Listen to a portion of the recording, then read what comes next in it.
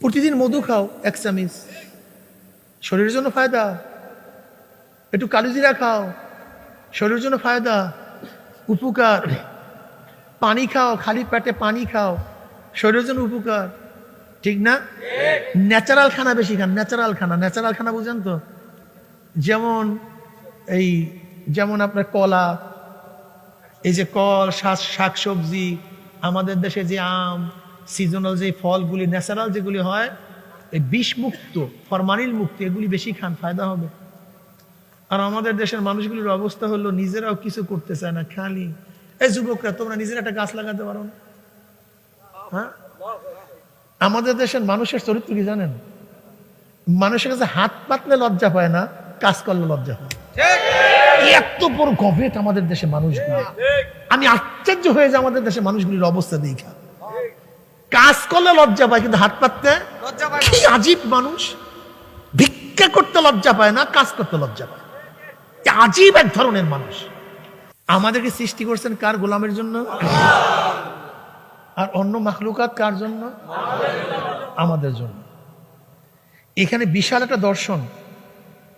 এই দর্শন যদি ঠিক থাকে তাহলে দেখবেন আপনার পথ চলতে খুবই সহজ হয়ে যাবে। সব আমাদের গোলাম, আমরা কার গোলাম?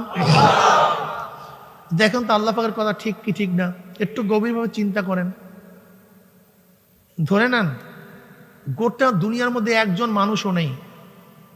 হ্যাঁ, গোটা দুনিয়ায় একজন মানুষও ধরে নেন। দেখেন তো সূর্যের কোনো ক্ষতি হবে কিনা,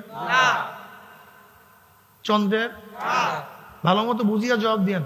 তারকার, আসমানের, বাতাসের, পানির, গাছের, মাছের, জানোয়ারের, গোটা দুনিয়ার মধ্যে একজন মানুষও না থাকলে কোনো মাখলুকাতের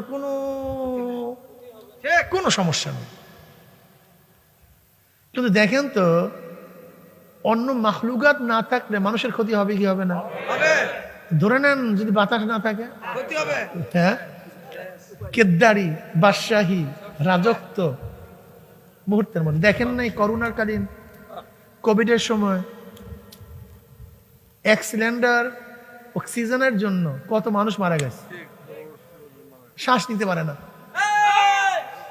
বাতাস আছে কিন্তু কাজ করে না নাক।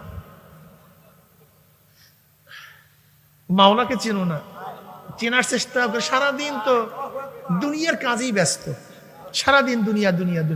মাথার মধ্যে দুনিয়া এমন ভাবে ঢুকেছি এর থেকে বেরিয়ে হতে পারি না। দেখেন কোভিডের সময় 1 সিলিন্ডার অক্সিজেন 700, 800, 1000, 1500, 2000 টাকা পর্যন্ত বিক্রি হয়েছে, ছোট্ট একটা অক্সিজেন সিলিন্ডার।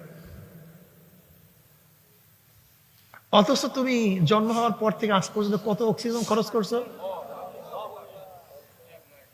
অথচ মাওলায় কি দিয়েছে? এই গাদাগুলি বিশ্বাসই করে না, বলে কি সে নিয়ামত আল্লাহকে দিচ্ছে। অনেক গরিব রিক্সাওয়ালা, ঠেলাওয়ালা, তারা বলে আল্লাহ পাক কি নিয়ামত আমাদেরকে দিচ্ছে। ওরে বেয়াকুব, জন্ম হওয়ার পর থেকে আজ পর্যন্ত যতগুলি অক্সিজেন মাওলার ব্যবহার করছো, আর তোর কার্বন অক্সাইড এই গাছগুলি যা ব্যবহার করছে, শুধু এর দাম দে, এ তো কারবার শেষ, তোমার সবকিছু শেষ হয়ে যাবে। গোটা দুনিয়ার মধ্যে একজন মানুষও না থাকলে বাতাসের কোনো ক্ষতি, পানির কোনো, মাছের কোনো ক্ষতি নেই। কিন্তু পানি না থাকলে, পানির অপর নাম কারবার শেষ, একজনও বাঁচবে না। ধরে নেন আমরা কি বলি, ডায়াবেটিস রোগের চিকিৎসা আবিষ্কার হয়েছে। আবিষ্কার এবং সৃষ্টির মধ্যে পার্থক্যটা কি? একটু গভীরে জানতো। আবিষ্কার এবং সৃষ্টির মধ্যে পার্থক্যটা কি? দুধের মধ্যে vitamin D, A to Z সব ভিটামিন আছে কি নাই? দুধের মধ্যে A to Z সব ভিটামিন আছে, কোনটার মাত্রা বেশি কোনটার কম, কিন্তু সব কিছু আছে। এর জন্য দেখবেন একজন মানুষ বাঁচার জন্য যদি কেউ শুধু দুধ খায় তাহলে বাঁচার জন্য যথেষ্ট। 2.5 বছর পর্যন্ত একটা সন্তান কি খায়? বাঁচে কি মরে? অন্য কিছু খায় না, তাই বাঁচলো কিভাবে? একটা মানুষের জন্য যত ভিটামিন ক্যালসিয়ামের প্রয়োজন সব দুধের মধ্যে আছে। এর জন্য দুধ জান্নাতি খানা, দুধ খুব দামি খানা, ঠিক না? তোমরা মদ না খেয়ে দুধ খেয়েও ফায়দা হবে। বেয়াকুব বলি দুধ খায় না, মদ খায়। বেয়াকুব কোথায়? দুধ খায় না ফেন্সিডিল খায়, দুধ খায় না গাঁজা খায়। বেয়াকুব কোথায়? খসরাত দুনিয়াওয়ালা আখের। আমি অনেককেই বলি, ভাই তুমি নেশা করতেছো কেন? নেশা তো তোমার কাছে আসে নাই, তুমি তো নেশার কাছে গেছো। কোন মদ কি তোমার কাছে আসছে না? মদের কাছে তুমি গেছো। গাঁজা কি তোমার মুখে আসছে না? তুমি গাঁজার কাছে গেছো। ফেন্সিডিল কি তোমার মুখে আসছে না? তুমি ফেন্সিডিলের কাছে গেছো। তো তুমি ইচ্ছা করিয়া যাও কেন? ইচ্ছা করিয়া ধরো কেন? এই কাজটা করো কেন? তুমি ইচ্ছা করিয়া নেশাগ্রস্ত হও, নিজেও ধ্বংস হও, পরিবারকে ধ্বংসগ্রস্ত করো, এই জাতিকে তুমি ধ্বংস করছো। একটা মানুষকে খুন করলে যে ক্ষতি না হয়, একটা মানুষকে নেশাগ্রস্ত করলে তার চেয়ে 1000 গুণ বেশি ক্ষতি হয়। একটা মানুষ খুন হয়ে গেছে বা শেষ, ও শেষ।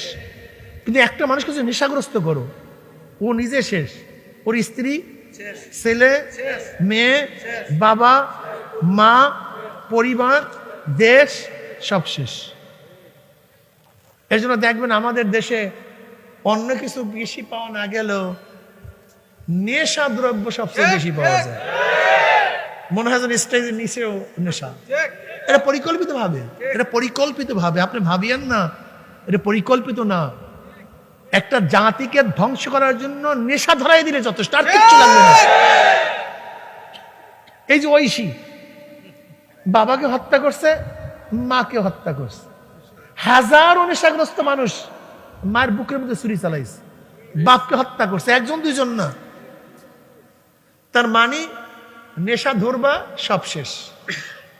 এর পরিকল্পিত ভাবে সব জায়গায় নেশা, সব জায়গায় নেশা, নেশা আর নেশা। আল্লাহ আমাদের সবাইকে মাফ করে দেন।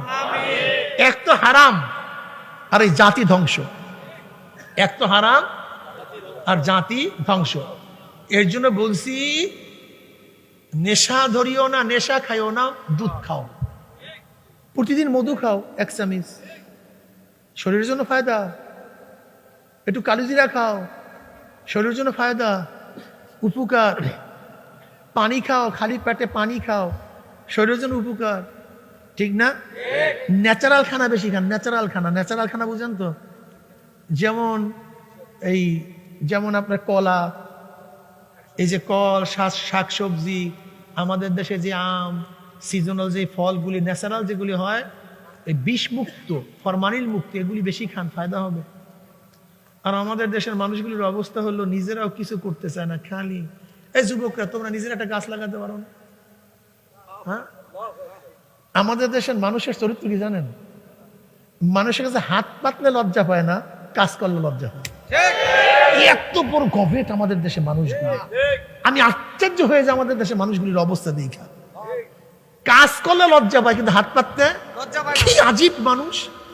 ভিক্ষা করতে লজ্জা পায় না, কাজ করতে লজ্জা পায়। আজীব এক ধরনের মানুষ। চুরি করতে লজ্জা পায় না, কাজ করতে লজ্জা পায়। ডাকাতি করতে লজ্জা পায় না, কাজ করতে লজ্জা পায়। এ কোন ধরনের মানুষ আমি তো বুঝি না। ঘুষ খাইতে লজ্জা পায় না, কাজ করতে লজ্জা পায়।